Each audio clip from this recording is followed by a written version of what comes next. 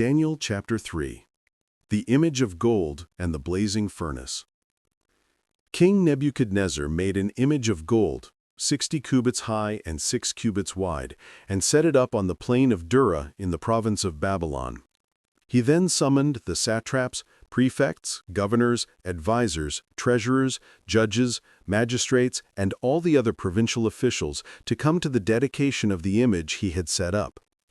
So the satraps, prefects, governors, advisors, treasurers, judges, magistrates, and all the other provincial officials assembled for the dedication of the image that King Nebuchadnezzar had set up, and they stood before it. Then the herald loudly proclaimed, "Nations and peoples of every language, this is what you are commanded to do. As soon as you hear the sound of the horn, flute, zither, lyre, harp, pipe, and all kinds of music, you must fall down and worship the image of gold that King Nebuchadnezzar has set up.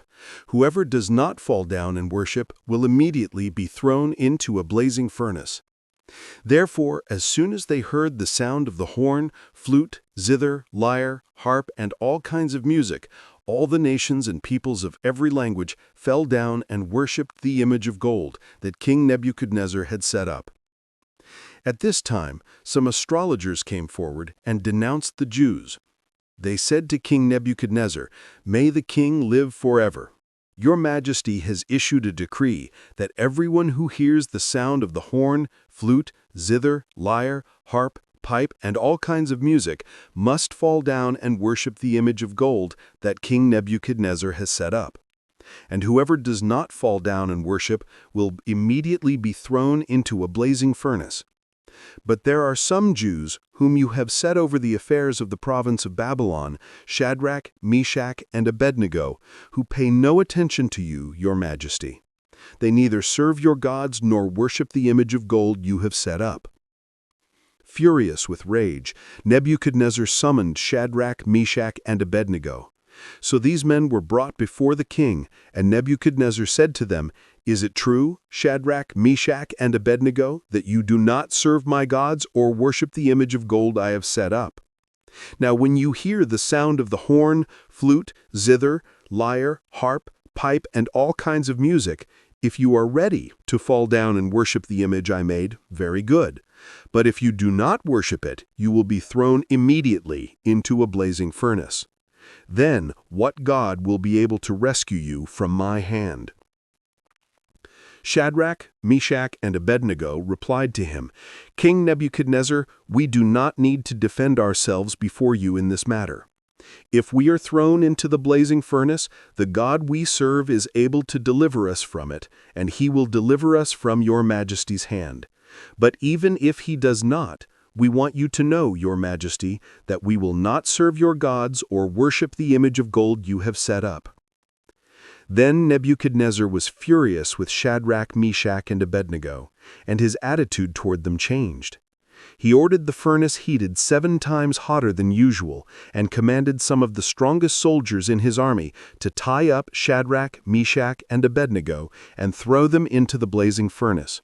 So these men, wearing their robes, trousers, turbans, and other clothes, were bound and thrown into the blazing furnace.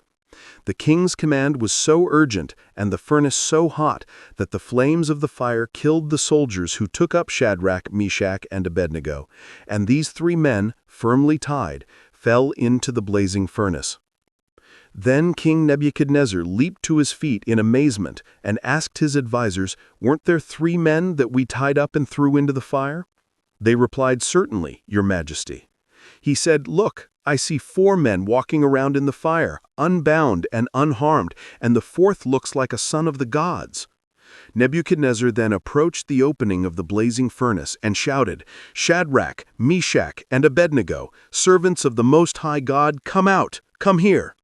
So Shadrach, Meshach, and Abednego came out of the fire, and the satraps, prefects, governors, advisors, treasurers, judges, magistrates, and all the other provincial officials assembled for the dedication of the image that King Nebuchadnezzar had set up, and they stood before it.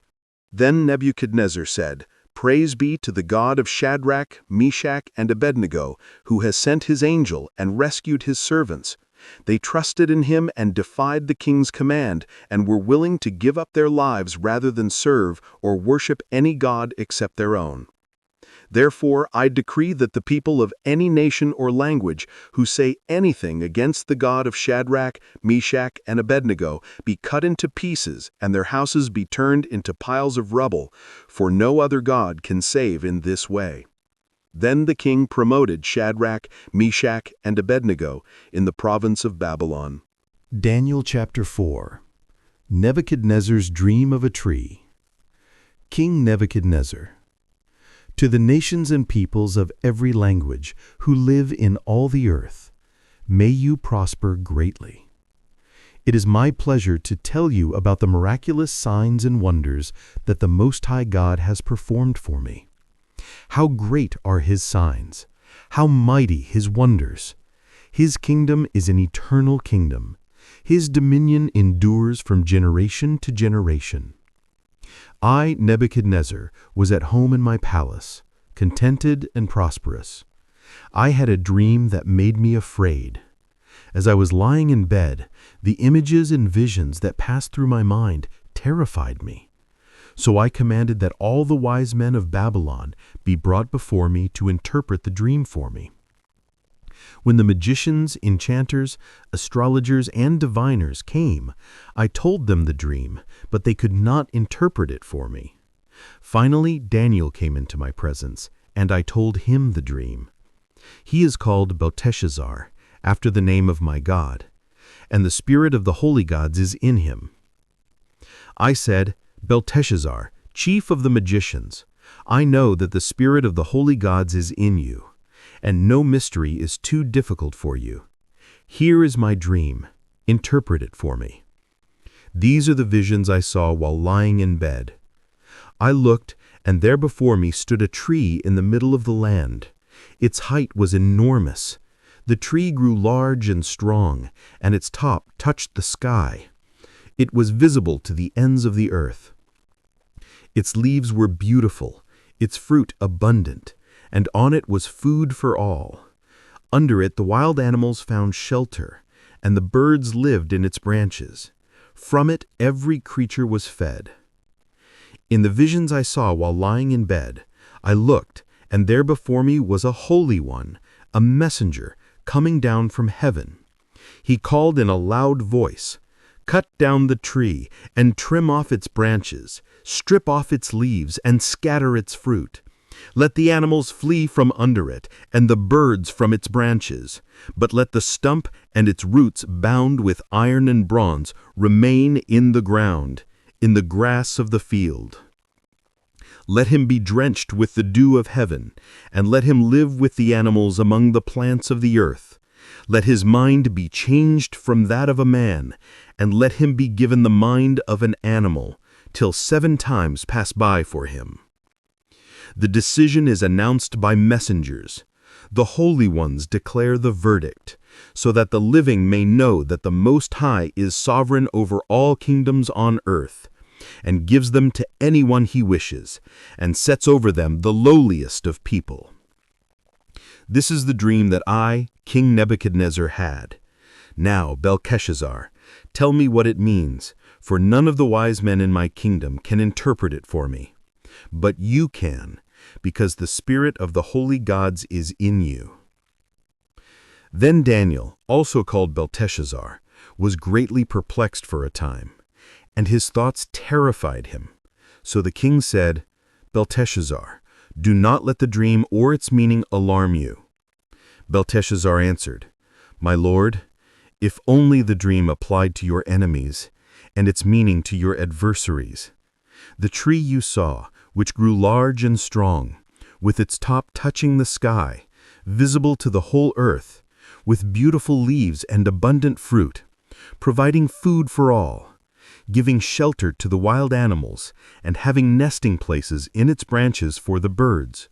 Your Majesty, you are that tree. You have become great and strong.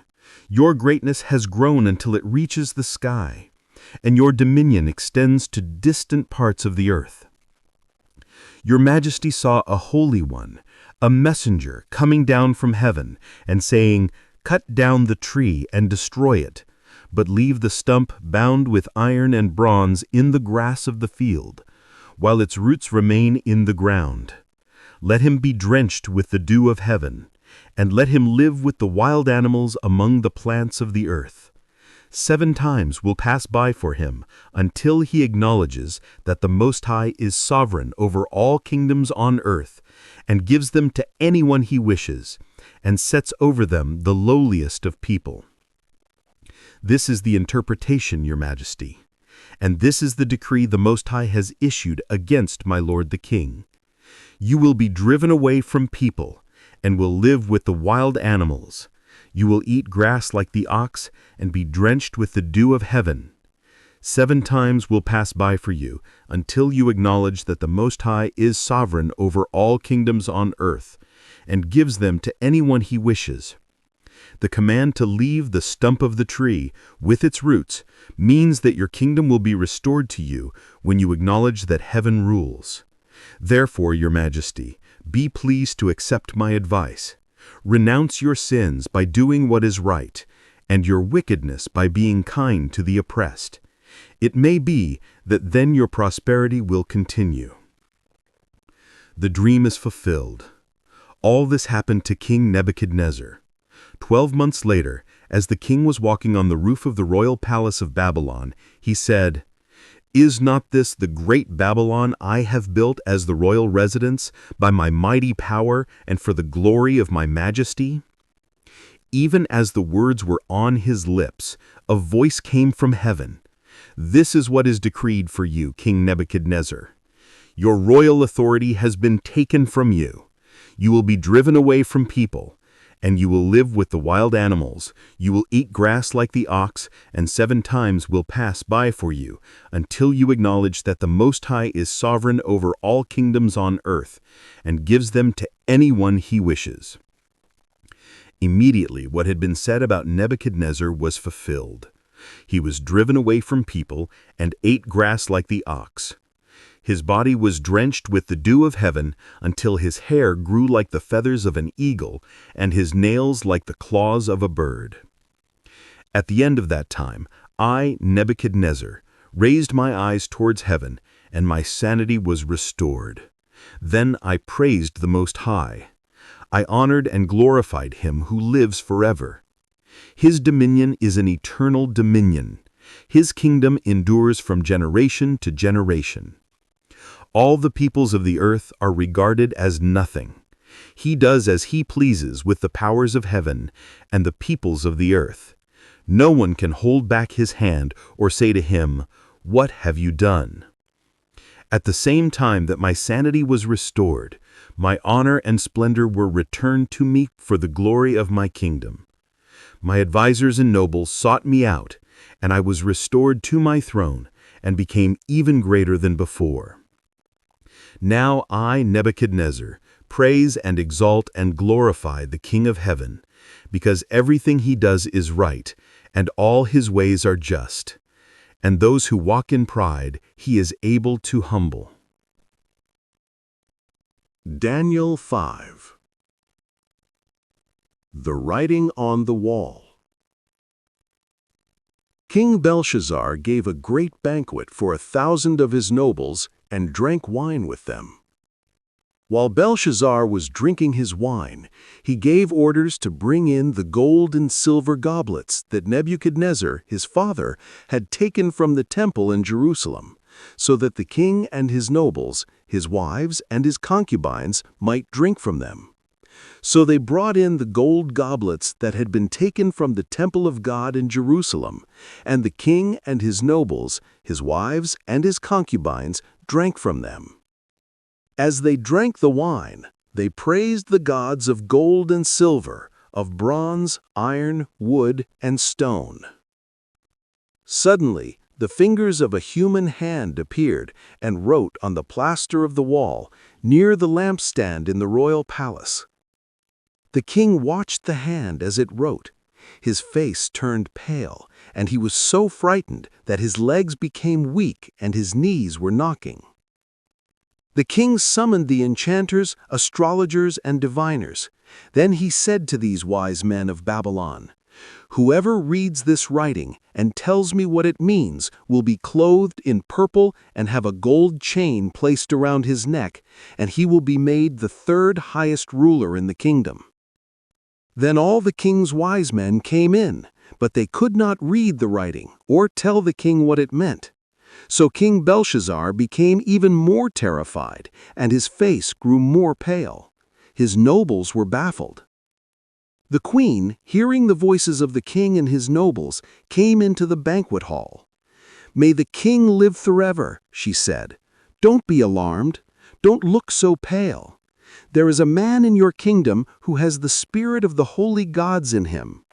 In the time of your father, he was found to have insight and intelligence and wisdom like that of the gods. Your father, King Nebuchadnezzar, appointed him chief of the magicians, enchanters, astrologers, and diviners. He did this because Daniel, whom the king called Belteshazzar, was found to have a keen mind and knowledge and understanding, and also the ability to interpret dreams, explain riddles, and solve difficult problems. Call for Daniel, and he will tell you what the writing means." So Daniel was brought before the king, and the king said to him, "Are you Daniel, one of the exiles my father the king brought from Judah? I have heard that the spirit of the gods is in you, and that you have insight, intelligence, and outstanding wisdom. The wise men and enchanters were brought before me to read this writing and tell me what it means, but they could not explain it. Now I have heard that you are able to give interpretations and to solve difficult problems. If you can read this writing and tell me what it means, you will be clothed in purple and have a gold chain placed around your neck, and you will be made the third highest ruler in the kingdom." Then Daniel answered the king, "You may keep your gifts for yourself and give your rewards to someone else. Nevertheless, I will read the writing for the king and tell him what it means. Your Majesty, the Most High God gave your father Nebuchadnezzar sovereignty and greatness and glory and splendor. Because of the high position he gave him, all the nations and peoples of every language dreaded him and feared him. Those the king wanted to put to death, he put to death. Those he wanted to spare, he spared. Those he wanted to promote, he promoted, and those he wanted to humble, he humbled. But when his heart became arrogant and hardened with pride, he was deposed from his royal throne and stripped of his glory. He was driven away from people and given the mind of an animal. He lived with the wild donkeys and ate grass like the ox, and his body was drenched with the dew of heaven, until he acknowledged that the Most High God is sovereign over all kingdoms on earth, and sets over them anyone he wishes. But you, Belshazzar, his son, have not humbled yourself, though you knew all this. Instead, you have set yourself up against the Lord of heaven. You had the goblets from his temple brought to you, and you and your nobles, your wives, and your concubines drank wine from them. You praised the gods of silver and gold, of bronze and iron, wood and stone, which cannot see or hear or understand. But you did not honor the God who holds in his hand your life and all your ways. Therefore he sent the hand that wrote the inscription. This is the inscription that was written: Mene, Mene, Tekel, Parsin. Here is what these words mean. Mene, God has numbered the days of your reign and brought it to an end. Tekel, you have been weighed on the scales and found wanting. Peres, your kingdom is divided and given to the Medes and Persians. Then at Belshazzar's command, Daniel was clothed in purple, a gold chain was placed around his neck, and he was proclaimed the third highest ruler in the kingdom. That very night, Belshazzar, king of the Babylonians, was slain.